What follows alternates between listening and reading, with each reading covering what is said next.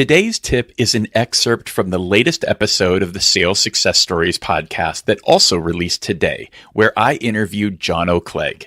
Jono is a former Olympian turned medical device sales rep and was just named the International Rep of the Year for 2018 at Wright Medical. Here he is. So I think for me, actually, this goes back to when I was a sports person. And I think this relates well to work and everything like that, because this was a huge setback. And in 2013, I ended up getting a really bad injury. I'd spent 6-7 years of never having an injury and being really quite robust as an athlete. But in 2013, I had a fall on a cycling camp in the December. Initially, it was just a few scrapes and cuts, but I soldiered on through the rest of the camp and everything, and went off for Christmas break, and we came back from Christmas and went straight off in another camp. But I could start to feel that something wasn't quite right. But we had a really competitive group. And the thing with that is you don't want to miss out. And so I kept pushing myself and got through the camp. But when we got home, we had some real assessments to do. And these were big Olympic test assessments, and making sure that you're strong for these really mattered.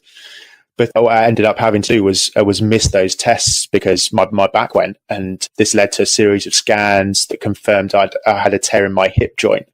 And this is actually really useful in my day life now, that having that's an injury story can relate to surgeons. But the challenge was that this is something I'd never experienced before. I'd never had an injury. So what did I do there? This is where I really leaned on everyone around me, the people that had injuries before, my team, my physios, and basically just worked my goals into this new injury and working back and working on my weaknesses, and ended up coming back from that and had my most successful trial in the April.